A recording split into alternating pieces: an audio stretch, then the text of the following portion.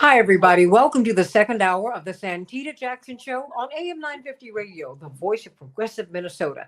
It's a joy to be with you today. We are streaming with my morning stars on the Santita Jackson Show YouTube channel. Please like and subscribe and share, and press that button so when we come up, you'll be notified.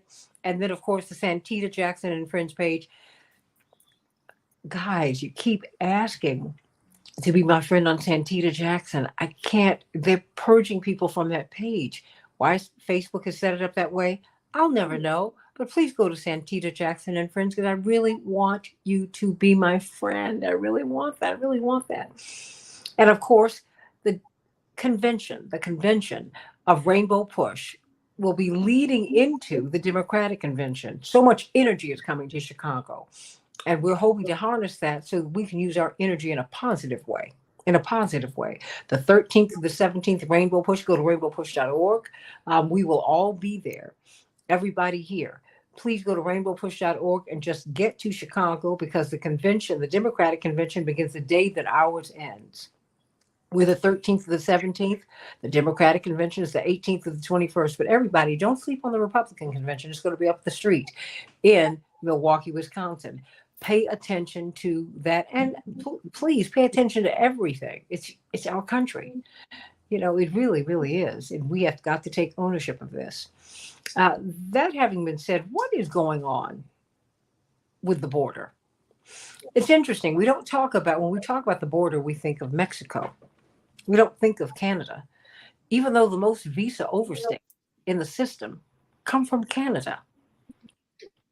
But the big concern is Mexico and Guatemala and Venezuela and Nicaragua and the Haitians, all these people who are coming, who are flooding the borders. And now a crisis that really is handled is the hot potato of every administration, and they just pass it, ooh, ooh, ooh, ouch, ouch, from one administration to the next.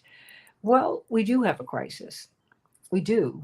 But we also have a lot of people who are dealing with governments that have been disrupted by us and by our corporations who are not running to America as much as they are running away from home because their circumstances, life circumstances, are untenable.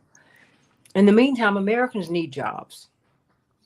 In the meantime, Americans really have some needs that are not being met as we're watching checks cut left and right for the military. They're the only department of our government who do not have to give excess monies back to the government at the end of a fiscal year. Think about that. Everybody, of course, June 29th, before we have our convention at Rainbow Push, you will have a national conference of the Poor People's Campaign. We're going to have a watch party here in Chicago, but I want you to know we're going to be at Rainbow Push. We need to have watch parties all over the country. Everybody can't get to Washington, but everybody can participate in this convention because it is for you. It is where you live. So let's get right down to it. What is President Biden calling for? What is he calling for? Uh, is he shutting down the borders to people who are seeking asylum? People who really need to get here? How are we treating the people at the border? I mean, Arun, you've been there.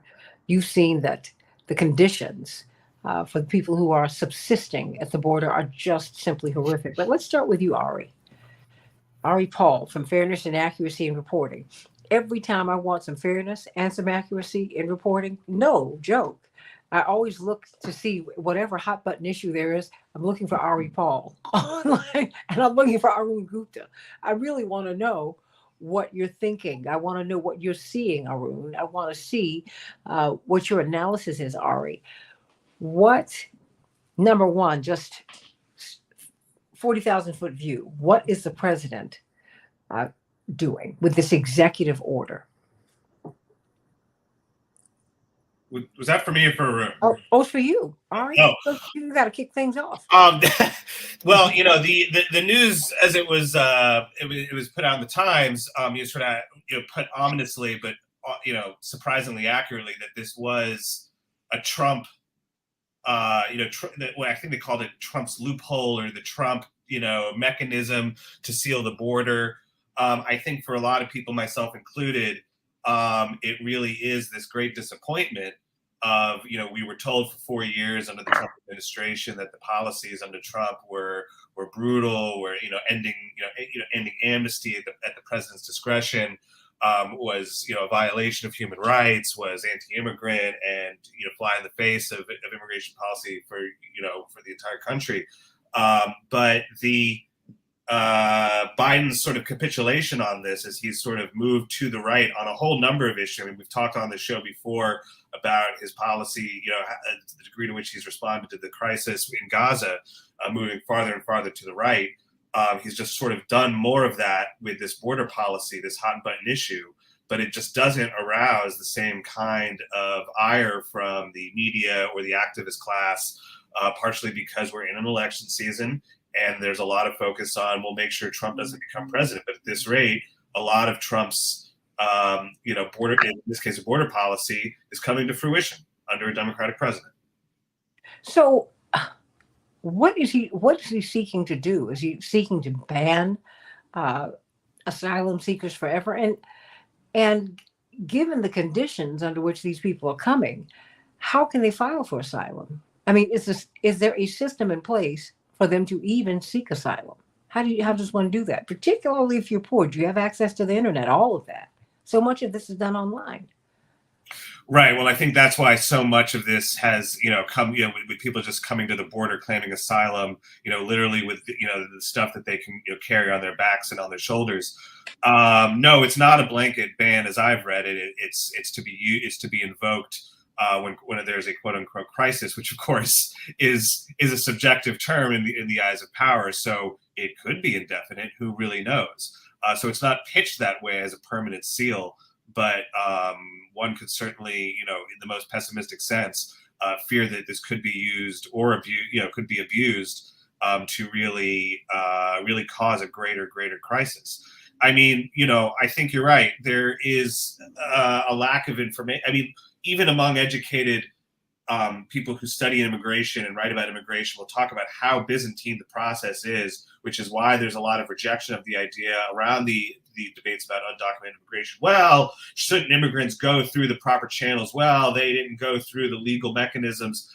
They will challenge you and say, you try to navigate this system. I mean, I've known immigration lawyers who have been in the business 10, 15 years who are still, perplexed by the whole system.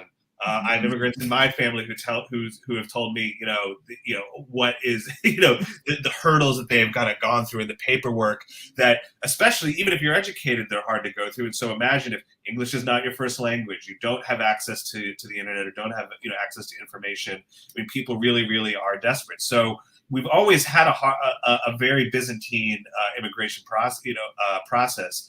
I think that's really just snowballed. And, we're reacting to it very, very poorly. Well, I mean, but what is driving this? I mean, in your estimation, is this a crisis?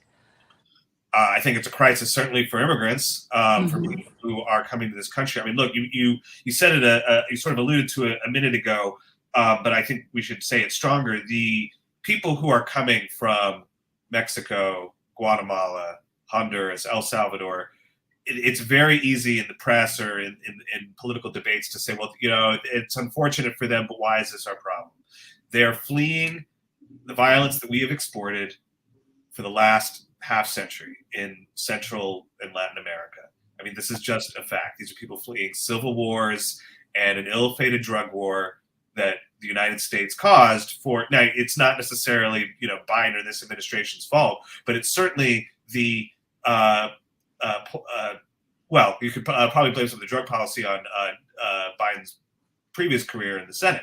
But this is America's responsibility to own up to the fact that there has been widespread violence and poverty throughout Latin America. And yes, I do believe that it is our responsibility to to take people in from a human rights perspective because of our responsibility. I mean, I think there's also something to be said about, well, we're a nation of immigrants. Everybody comes in. I mean, I think that's all fine and good, but I think we have to look at this from the perspective of, yes, they're fleeing situations that we are not disinterested in. We caused a lot of these problems, and it's up to us to, if not fix it, create some asylum for people who are fleeing that violence. Will this give President Biden space in the fall? I think it's one of the many things that is going to hurt him, that has been hurting him for a while.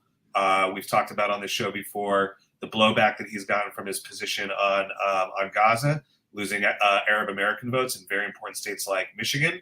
I think it's going to make people very, very. I mean, I was just reading today that people were, going to withhold contributions, or they're going to not organize for Biden as they thought they might. I think this is going to take a lot of the wind out of his sails. And even with this conviction in New York against Trump, I mean, Trump is going out there. He is painting himself to be a martyr. And the more that Biden just capitulates on these things, it just makes him look like a wet blanket. I think he still has the edge because of incumbency, but I don't see that. I don't see this in any way helping him with the progressive base that the Democrats rely on.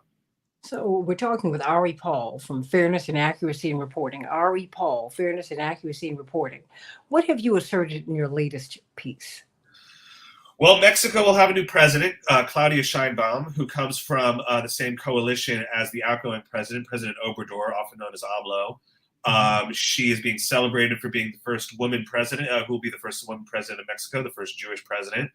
But there's also a lot of wait a minute, and a Nobel Prize winner, and a Nobel Prize, physicist and climate scientist.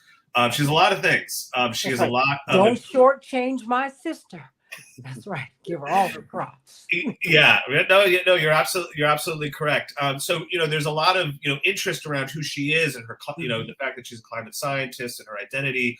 But there is a lot of kind of scare in the American press about whether or not she's going to be sort of an extension of AMLO, who is sort of portrayed as this kind of Chavez-like figure. He's overly populist. He's too left-wing. He's a threat to business. He's dictatorial. He's going to crush out the opposition. There are various good, valid criticisms of his 6 years in office. And I think we could talk about that. But to paint her as just some sort of puppet of him, despite the fact that she's a very different person with a very different background and often some very different politics, is just an oversimplification, and I think a sort of racist way in which the U.S. press talks about politics in Latin America that they would never talk about in our country or in Europe.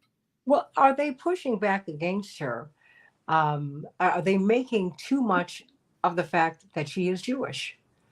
And now Mexico is, it's my understanding that they are looking at signing on with South Africa. That's what the outgoing president was trying to do. To call what's happening in Gaza a genocide. Is this part of it? Is this why we're fearing her so? I don't think it's why, but when you put it in the context of them possibly signing on to with South Africa against the genocide in Gaza, I mean, there is this other side of the amount of racist vitriol that's coming out from the right in parts of the liberal coalition on about Gaza that is anti-Arab, anti-Muslim, anti-Palestinian, but is ironically anti-Semitic, because so many of people who are speaking out against the genocide in Gaza, like myself, are Jewish and are being harassed. They've been censored. They've faced police violence. They've been called self-hating Jews. They've been called, anti-Semites. So there's almost something of there are these bad Jews out there. I mean, even the New York Post went out and said that pro-Palestine protests are being funded by George Soros, the Jewish boogeyman. This idea, so they've almost gone full circle to say that what these pro-Palestine protests that they call anti-Semitic, they rely on an anti-Semitic trope that somehow a shadowy Jewish conspiracy is behind this sort of world uprising. So there's very much that possibility. I don't think that the scare in the U.S. press is necessarily about her being, her identity. I think it is way more about fear that, if she does continue some of the economic program of AMLO, that it will be a threat to the neoliberal order that the U.S. wants to maintain in Mexico. Well, that was always the rub when you want to help the poor. It's not a good example. Ari Paul, Fairness and Accuracy in Reporting, before you go. And you're more than welcome to stay, but I know that you've got a lot of things to do today. What would you like for us to know? Well, she, like you said, she's much more than a Jewish woman and the first woman president of Mexico. She's extremely accomplished, both scientist and also, she was a very interesting head of government for Mexico City. She has, I mean, it's not everything is wine and roses, but the climate, mass transit has been improved. A lot of the pollution she addressed. I was there last year.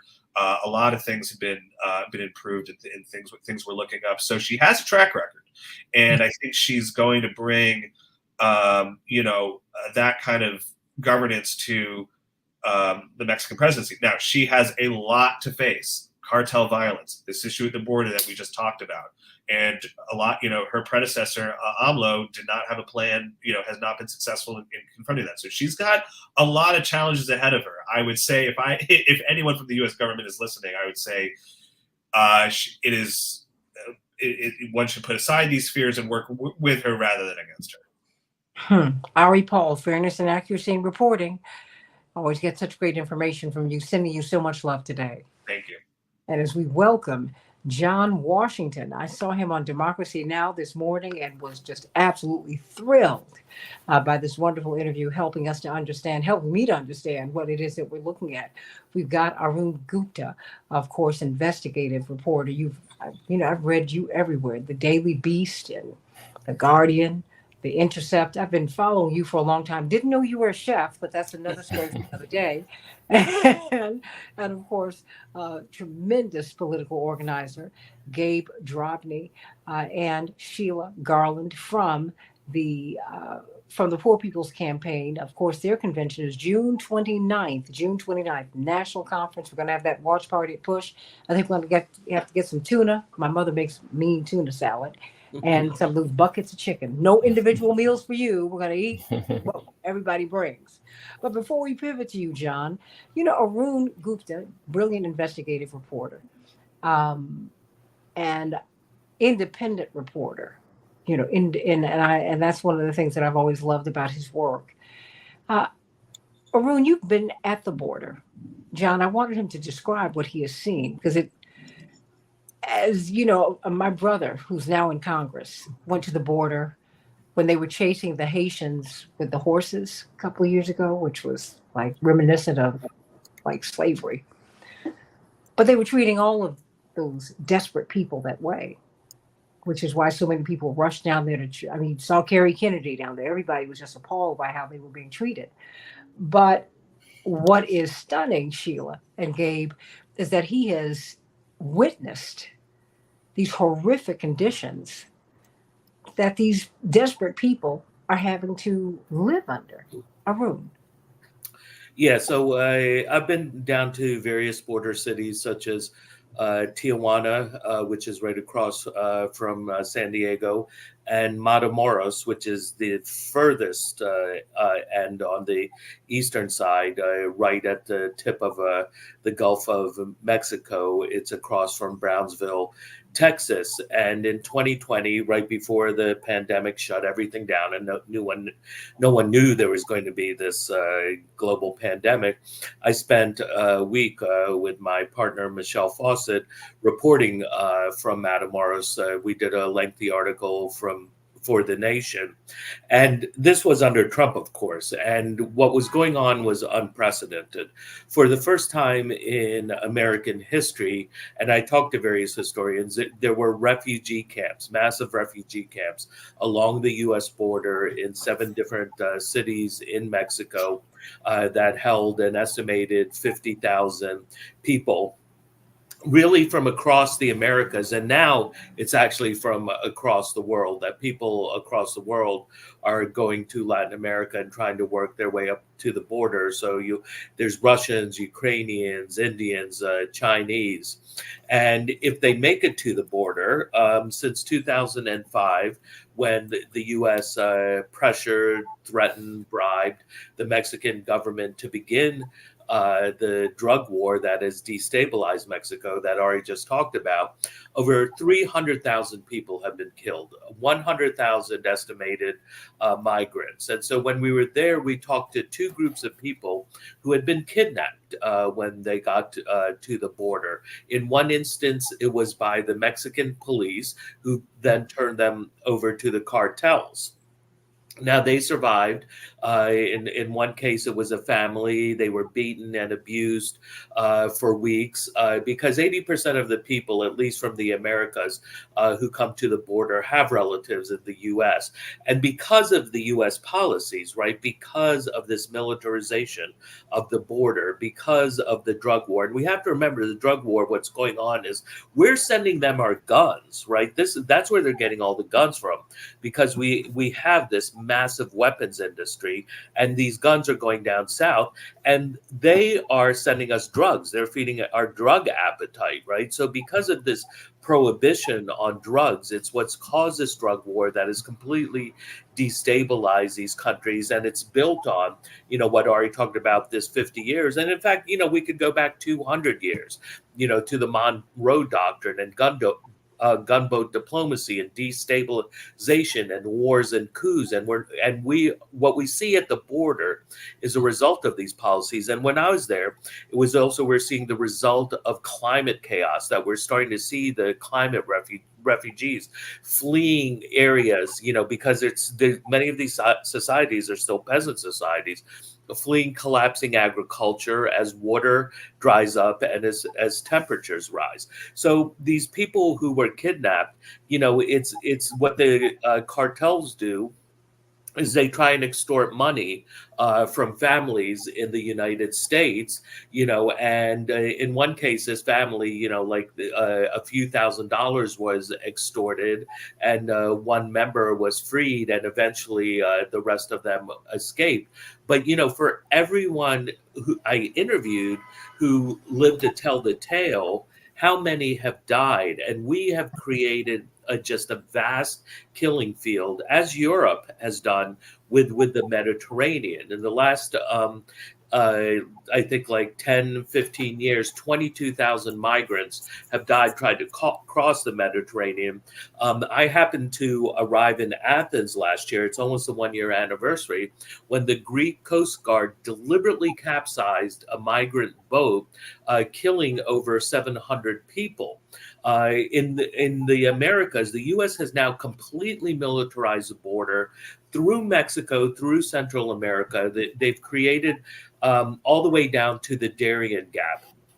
And I recommend to Google that, the Darien Gap, and read some of the reporting. The New York Times has done some very good reporting. In fact, the reporter, Julie Turkowitz, I mentored her when she was young, about just the horrors. This is one of the most dangerous passages in the world, because it's where the isthmus meets South America.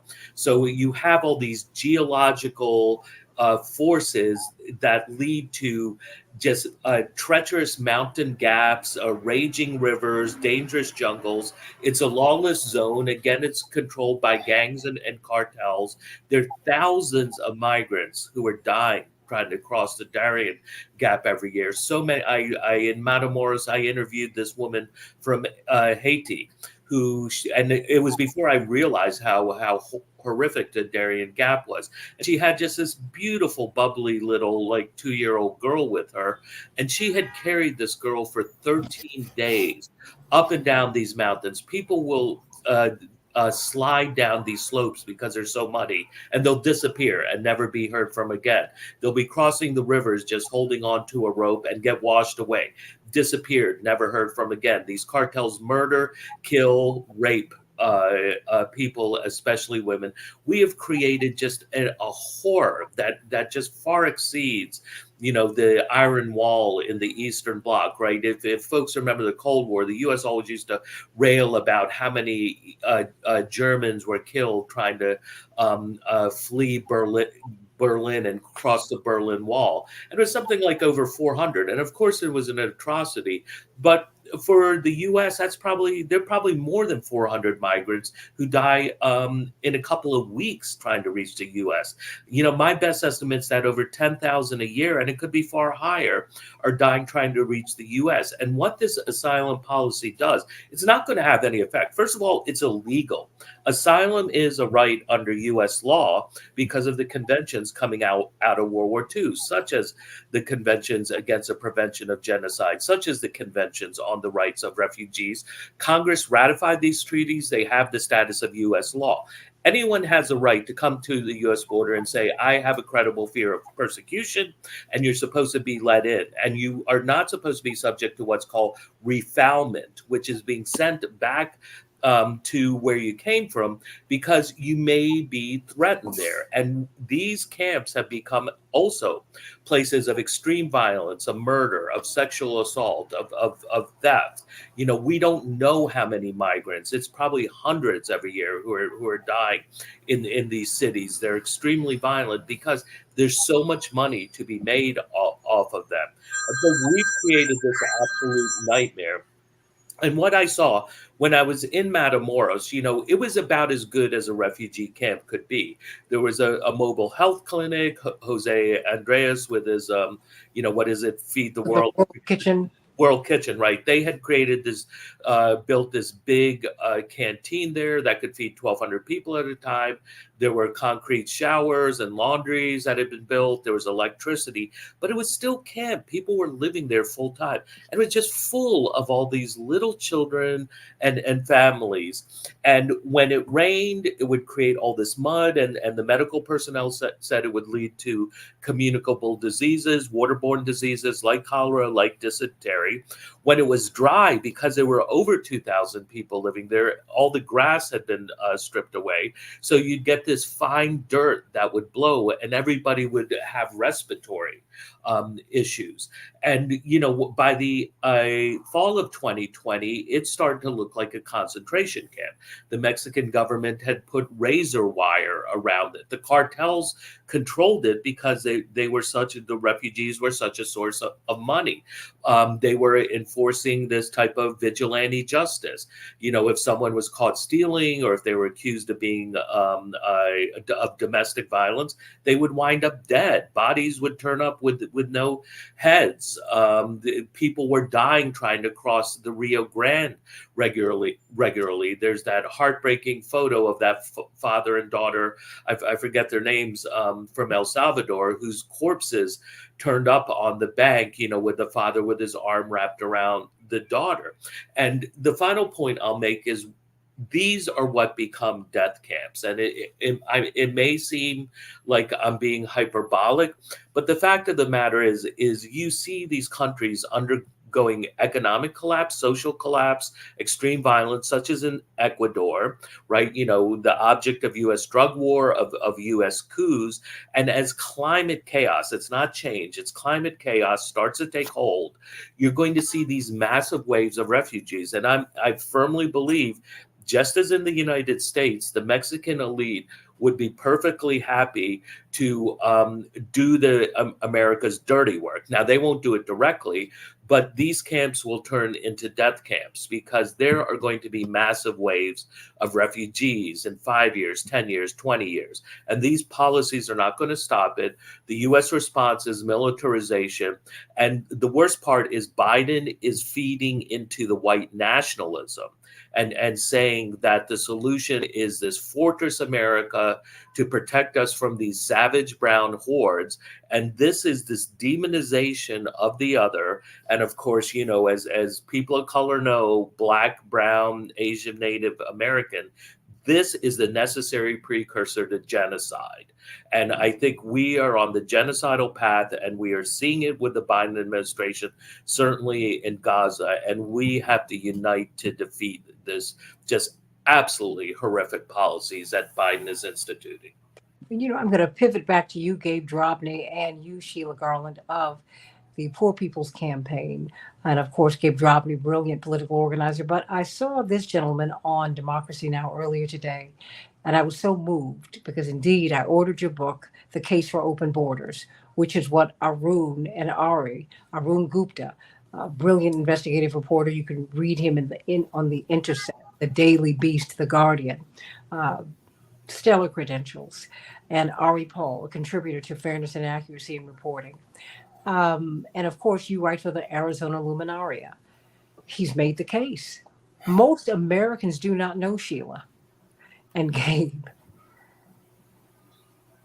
the horrific conditions under which these people must exist. First of all, we're forgetting that they're people.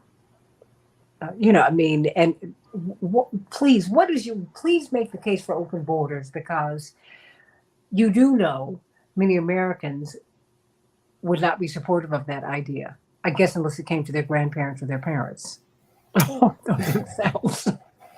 I don't know. I was just taking a stab in the dark. Right. Yeah. Thanks so much for having me on, and yeah, thanks for that recap, Arun. That was really well explained. I think I could start making the case by jumping on some of the news that came out yesterday that Arun was acknowledging there, that there are measures that are put in place to try to stop people from migrating, and they don't work. And this is something that I've been noticing for a long time. So I've been reporting from the border, and I'm currently in Arizona, and I've reported from different borders throughout the world. And one thing, especially early in my career, that I started noticing is that borders don't do a very good job doing what they are purported to do. They don't stop people from migrating, actually. And you can look at that anecdotally and talk to people who get through. Then you can back up and you can see in gross numbers the fact that just take the United States, that over the last century, and we have had the Border Patrol for exactly 100 years as of about 2 weeks ago, the amount of people who have been migrating to the United States has held almost exactly as a constant. And so, as a constant in terms of percentage of the population, of course, that percentage now represents a much higher number of people. But you can throw measure after measure, you can build higher walls, wider walls, and people get through. You can try different and creative enforcement measures, like this thing that came out yesterday, which is very similar to something that was put in place. It's got a little bit more teeth to it, something that was put in place almost exactly a year ago by the Biden administration, or something that was put in place 4 years ago, Title 42 under Trump. And what we saw almost immediately after these really draconian measures and these, this willingness to upend international law, to contravene US law, is that they don't work. And so one question that I started coming to was like, okay, so if borders don't do what they're supposed to be doing, what do they do? Well, they do make people suffer more. They do make people take more desperate attempts or dangerous journeys, as Arun was pointing out. For someone who wants to come to the United States or go to another country and ask for asylum, the fact that we make them get through the Darien Gap is really just wishing them to die along the way, as again Arun was very cogently pointing out. So you see the actual effect of borders, and there are other effects, of course, too, and they sort of cement and even exacerbate inequality. So we have gross inequality throughout the world. It's actually expanding both within a lot of countries, including the United States, and between countries especially. And borders help enforce that. Borders also sort of help blind us from working together or from seeing the effects of climate change. So we have spent in a recent 5-year period, the United States has spent 11 times more on border enforcement than they have on climate change mitigation. So we think that we can wall off some of these problems, but actually what the walling does is it makes the problems worse and it doesn't solve them. So this brings me to, okay, well, I'm a reporter and I point out problems all the time. That is my job. And being and reporting on the border, I encounter people who are absolutely just horrified by the harms that they witness under both administrations, both parties' administrations, under Trump, now under Biden, before under Obama, before that as well. And yet when I would talk to people on the left who were absolutely in a fit about how fellow human beings were being treated, I didn't get a very clear answer about, okay, what should we do instead? And a lot of times I'd say, okay, I get that this is really bad and people are suffering. And I too wish there were something different in place and we just let people move in a different manner. But how should we arrange the world? How should we manage border and migration? And I found that that answer was either lacking or often pretty vague. And so I started exploring this idea of, well, what if we just did away with borders? I mean, this obviously isn't my idea. Lots of other people have had it. And not too long in our history, this was how the world was set up. The way that we see modern and militarized borders today is relatively new.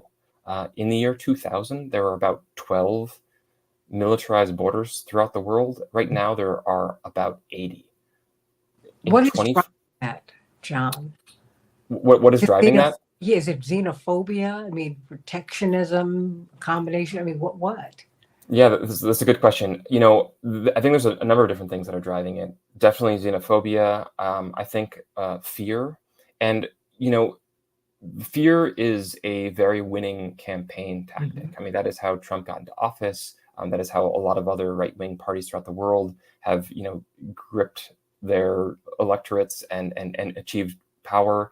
And, you know, in some ways, I think that the fear is warranted. And I think in other ways, it's just misdirected. We have a lot to fear. I mean, climate change is a very scary thing. Absolutely. As I mentioned, this outrageous levels of global inequality is something that I think should be feared and should be remedied.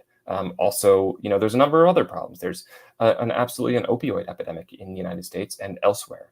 So, but John, you know, we're afraid of the people, not right, those issues. Right, exactly. And so these fears are real. And I think that politicians and xenophobes have been harnessing that fear and putting it towards the border, directing it towards an other, towards someone who is not supposedly part of your community and is coming in. But really that they don't have much to do with each other. In fact, levels of crime in the United States, which actually are lower than they have been in relatively recent history, have nothing to do with the border. They actually immigrant communities commit far fewer crimes than native-born residents, but politicians very frequently point to the border as if this is a problem for crime in the United States. And it's just that wins them votes, absolutely, but it doesn't solve the problem. In fact, borders don't even solve the problem of migration. So how do we expect them to solve the problem of trafficking of drugs or inequality or climate change? Borders will not solve those problems because they can't. In fact, they exacerbate those problems. We're talking with John Washington. I urge you to get his book, The Case for Open Borders. Open your mind to it, because everything that we're doing, Sheila Garland and Gabe Drobny, just one state right there, John Washington. Everything that we're doing, Sheila, it's not working. Sheila, it's not working. We're poor. You're told when you're growing up and your parents, if you're fortunate enough to have parents or guardians who care, even if they don't have money, they will tell you, don't spend good money after bad. Don't do that. And it seems like we're doing that. These borders are not working. And John Washington, the misery index for these people, it's rising. We're killing them. And we haven't even talked about the children and the women who are being disappeared at the border in this era of sex trafficking, John. Before you respond to that, Sheila and Gabe, what is this? I mean, because I'm in Chicago, and I see what's happening to the people who Greg Abbott is depositing all over the country. If he really wanted to resolve this crisis, as he puts it, he could take them right back across the border. But no, he's sending these freshly minted neo-slaves all across the country. This is a global project, and I think we need to be honest about that. And, and we need to not turn on each other. We need to turn to each other, because everybody's getting hammered here, John. Right. I think that's a good framing. There is a crisis along the border, and I think that the border itself is the crisis. I've not heard it put that way before, but yeah. That's it. You mentioned children and trafficking. This is something that I think about a lot. The new regulation that took effect very early this morning is going to lead to more family separation, and absolutely is a huge boon for trafficking and smuggling operators. I have witnessed firsthand parents who were stuck in northern Mexico waiting to try to apply for asylum. The wait is dragged on and on for months and months. They did not feel safe, and they were right to not feel safe because it's a very dangerous place for migrants to be. And after months of wait, they decided, because of the restrictive policies and the exceptions that allow unaccompanied minors to cross the border, to say goodbye to their children and let them go across the border themselves. We were, much of the United States and much of the world was absolutely up in arms about the family separation crisis, which I reported on extensively beginning in 2018 under the Trump administration. It's continued. It's taken different forms. It is not nearly as overt, or there are not the numbers that we were seeing back then. But things like this continue to happen because of the border. That this mother that I spent a few days with said goodbye to her children and was separated from them for months while she waited, not knowing if she would ever see them again, not knowing where they were, not hearing from them for weeks. Fortunately, they were able to reunite. She was able to get across, but sometimes that doesn't happen. And the regulations that went into effect yesterday are the most draconian anti-asylum regulations that we have seen since we codified asylum regulations in 1980 in this country. And they have this exception for unaccompanied minors. And that seems like, maybe it's a bone thrown to humanitarians or human rights or whatnot. But what it's going to do is going to affect these coercive separations like I'm just describing. Sheila, what are you hearing as you're going into this into national and international conference for the Poor People's Campaign? Right. I always preface it by, talking about what's driving what we're seeing. Poverty is on the rise everywhere in the world. 140 million poor and low-income people in this country. Poverty being the fourth leading cause of death. I mean, the borders serve the purpose they are designed to do. The capitalists, the corporate class can move with impunity across any border in the world. And because of the volatile nature of how these borders are created and operated, it creates an extensive division among those people who are the most deeply impacted by this rising poverty around the globe. And so I want to go back and look at what Dr. Martin Luther King said, who started the original Poor People's Campaign. He said this in 1967. First of all, he said, there's nothing new about poverty, okay? But what is new, however, is that we now have the resources to get rid of it. Why should there be hunger and privation in any land, in any city, at any table, when man has the resources and the scientific know-how to provide all mankind with the basic necessities of life? And what he called for was, if this capitalist system cannot do what it needs to do, then we need to, he didn't say this is what I'm saying, we need to overthrow it and start anew. And so the 140 million poor and low-income people in this country represent people who cannot get what they need from this system. This is why we organize among the poor, and the poor around the world are growing. We are each other's natural allies. Mm-hmm. And so the campaign, we endeavor to pull us together in a way that we haven't been pulled together before. And this is a new and unsettling force that Dr. Martin Luther King talked about in 1967 before he was assassinated. And so this is what we're attempting to do in the campaign. We have 40 states that are organizing together in a campaign that really pulls poor and low-income people together in the United States. We can't do this by begging for policy shifts. The policy shifts are actually in line with what the capitalists, because they rule. They have to have their policies and their ideas in order to maintain their control. We have to have a new idea about who we are in this situation. We're not going to, we have to certainly, demand poverty and a surcease and, cessation of the pain and try to save as many lives. This is why we engage in projects of survival. Listen, I could go on and on. We're talking about agricultural workers in California and across this country who can no longer work. They're showing up at homeless encampments because the technology is making their work superfluous. You know, and I always talk about coming from Flint. When you go to Flint, there were 100,000 people engaged in auto production in Flint. That is being replicated not only across this country, but across the world. When you have a technology that can produce an almost absolute abundance with fewer and fewer human hands, we have no other recourse but to demand a restructuring of our society. The economy is going to do what it's going to do. Technology is not the evil, it's the people that control it and figure out its application that's creating so much misery. And I know I always say this, and you disagree, and I understand. The solutions are not Their solutions are not our solutions.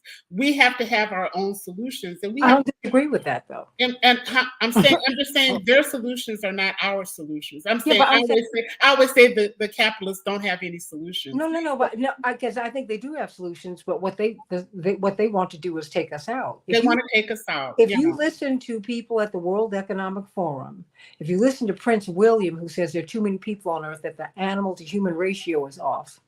If you listen to one of the leaders of the World Economic Forum who talks about useless human beings, you have to listen to what these people are saying. And what they are doing is they have an anti-people agenda. And it's anti-poor people. And it's creating more poor people. Yeah, it's an anti-poor people. And I mean, because anytime you have these jobs, John, and you're substituting. How are you going to make all this money and you don't have anything to sell? You won't have human beings to sell anything to. Gabe, before I shift it back to John so he can close this out, what do you think? Because you're knocking on these doors. He's knocked on 30,000 doors, John Washington. 30,000. So he is not talking about people. He's talking to them. And Sheila Garland is one of the leaders of the Poor People's Campaign of Illinois, but she's working on a national level, and that's why she's here. And she, every day, you're beating that drum on 140 million Americans being poor, and it's more. And and we all know that, and we know poverty is the fourth leading driver of death, murder in the United States. And all you have to do is drive down these streets. Sheila, we both live in Chicago. Gabe, we're here. And you see these people, they're just everywhere. They're standing outside the stores, begging you for it with their children. I mean, how do you treat people this way, Gabe? Well, there's nothing more un-American than not letting people work. And I agree with all the panelists that, this is a decades-long domino effect of the United States destabilizing Latin America. And now we're seeing the tipping point, especially because of the pandemic. But why the Biden administration has enacted this executive order to shut down the border, it is a solely political play. Why do I say that? Because the Biden administration is calculating that they figure that the progressive vote is is already depleted, and it is going to be harder to get the vote back. So what is the Biden administration doing with this executive order? They're trying to win the corporate swing votes, especially in the swing states, the 7 swing states where Biden is not polling well. So they figure that with this calculated approach of enacting this executive order of the border shutdown, that he is trying to get back independent voters back on the Biden side. So that is really the only reason why this executive order is coming down, is because the Biden administration is trying to appeal to the masses of getting back those swing votes. So this is just a calculation political play. John Washington, your book, The Case for Open Borders, really everything that we've heard today has made your case, but you've got to get this book, everybody, because we've got to open up our minds. My pastor, Reverend Clay Evans, used to say, God rest his soul, I've never seen God make a mouth that God couldn't feed. There's more than enough on this earth for everybody to have what they need. Arun, come back on camera before you go. Everybody has more than enough. And this is what is so disturbing to me. Arun, I've got a minute for you before I let John close this out. Arun? Yeah. So I think one thing that's very important to recognize is different things that Biden has done that should be just extremely disturbing to us. We're going to hear all this rhetoric from the Democrat that, oh, elections matter.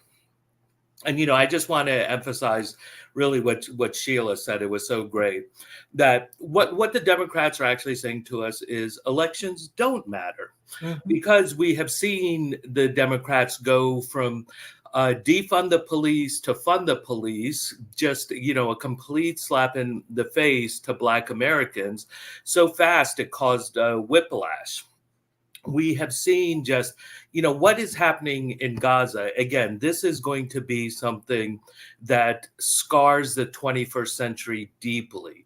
This is the first time in modern history since World War II when U.S. kind of took on the mantle of being the global hegemon. And now it's just the superpower of one, that the U.S. has been directly involved in genocide. And anyone who doesn't think it's genocide is no different than a Holocaust denier. The U.S. Biden has expended his political capital every step of the way, just as unfortunately President Obama did with Wall Street, protecting Wall Street. Biden has sent over 100 different weapons transfers. At one point, it was more than one a day. He went to Israel and embraced Netanyahu and his extremist genocidal regime. He has promoted fake atrocity propaganda about beheaded babies, about raped women. I've done a lot of investigative reporting in The Intercept, in Yes Magazine especially, debunking these mass rape claims. And if anybody is aware of this excellent, probably the best documentary about October 7th that was done by Al Jazeera, the director of it praised the work that I did directly. It's just like, of course, rape is a weapon of war, but Israel has created this giant rape hoax that they're using to justify the genocide. And Biden is completely responsible. They're using their power at the UN to protect Israel. They're using their power all sorts of ways. And he creates these red lines, and yet Israel keeps violating the red lines, right? So you have that, and now you have the border policy, right? And what unites all three of these policies? These are about people of color, about the salt of the earth, the downtrodden, that represent over 90% of humanity. And if your policies are to throw over 90% of humanity under the bus just for the sake of whiteness, and I want to be very clear, whiteness is not a race, it's an ideology. I know plenty of brown and Black people who accept are white in their thinking. Right, whiteness is an ideology, and so you are really no different than Trump. And this is the thing about Biden, and folks can differ, but this shouldn't matter, right? I'm a brown immigrant from the global South, but I stand with the Palestinians, and Biden is signing my death warrant. He is signing all our death warrants. And that's what all these liberals who are freaking out and being patronizing towards Arabs, towards Palestinians, towards Muslims who are like, there is no way I can vote for this genocidal maniac. You can't scare us with Trump because Biden has already signed our death warrant. Saying that Trump is going to genocide more, it's just like, oh, you're already dropping bombs on us, so he's going to drop more bombs on us. We need to build our own independent base of power. And I do not underestimate what an extraordinary, difficult task that is, because the left is not the right. The right is fully supported by capital, by capitalists, by the media, by this, reactionary, vicious, fundamentalist churches. For the left, the project is much more difficult, much harder, but we can only protect each other. We have to stop acting like one faction of the ruling class is going to protect us from another faction of the ruling class. Well, and the fact is, I've heard Reverend Jesse Jackson say, we've never lost a fight. When we've decided to fight, we've never lost a fight. But we lose when we choose not to fight. John Washington, please, the case for open borders. Your closing thoughts. I want to remind everybody, June 29th, the Poor People's Campaign will be having their national conference in Washington, but we will have a watch party at Rainbow Push. And I urge you to reach out to the Poor People's Campaign right now and organize your own watch party wherever you are. I want you to participate in the Rainbow Push International Conference, August 13th through the 17th. The next day, the Democratic Convention begins. And I want you to get this book, The Case for Open Borders, because all these borders, John, they're created by colonialism and this system that is so oppressive and that hurts everybody. The final word belongs to you. Yeah, thanks for that. And I sort of piggybacking on what Sheila was describing as the importance of this grassroots movement amongst workers and the working class and the people who have been impoverished. I think extending that, making sure to extend that across borders is key. The way that borders work, the way that I conceive of it, is something like a fiscal fulcrum. And what it does is it unemploys people on one side and immiserates them on the other. And as long as we have these nation states encircled by militarized borders, we're not going to really be able to solve poverty or any of the many other pressing issues we've touched on inside of the borders as well. So we have to extend the solidarity beyond the jurisdiction of a single country. Not to mention if we're going to try to tackle climate change, et cetera. So yeah, just really appreciate your thoughts, Sheila and Gabe, and happy to contribute a little bit to this conversation. Well, I want you to know you have a home here on the Santita Jackson Show. Thank you. And I want you to come back because we want people to read your book. My pastor, he said, I've never seen God make a mouth that God couldn't feed. I've never seen God have a vision without making provision. We're all visions of God. We're all manifestations of God's vision. And everything that we need is here on this earth. You just have some greedy people who are taking too many resources. Reverend Otis Moss Jr., Reverend Otis Moss III's daddy, who was one of Dr. King's classmates, said this, one of the great theologian preachers of the last, I hope you don't die before you can hear this man preach. Exactly. He said, I have never, God will supply your every need, not your every greed. Can't continue to reward greed, and you've got to know that right makes might, not the opposite. You are somebody. You have the power. Now use it. You are somebody. You may be poor. You may be Black. You may be a poor white person in Appalachia who's never known anything but want. You might be a dispossessed indigenous person from wherever you are in the world. You might be so many things. You might be a Jewish person who was turned away at our borders. You might be a Congolese. 20 million of them were killed by King Leopold. When you talk about Hitler, Hitler was awful. King Leopold killed 20 million Africans, 20 million. But all of those people, all of those souls, God loves. They are somebody. And you are somebody. Now, everybody, let's do the work. And let's take our government back. Amen. And feed everybody. House and clothe everybody. That's what we need to do. Open up these borders. God didn't make these borders, we did. It's not right. That's right. John Washington has written the book, The Case for Open Borders. Thank you for what you're doing. Blessings to you. Blessings to you, Gabe. Blessings to you, Sheila. Oh boy, God bless you, everybody.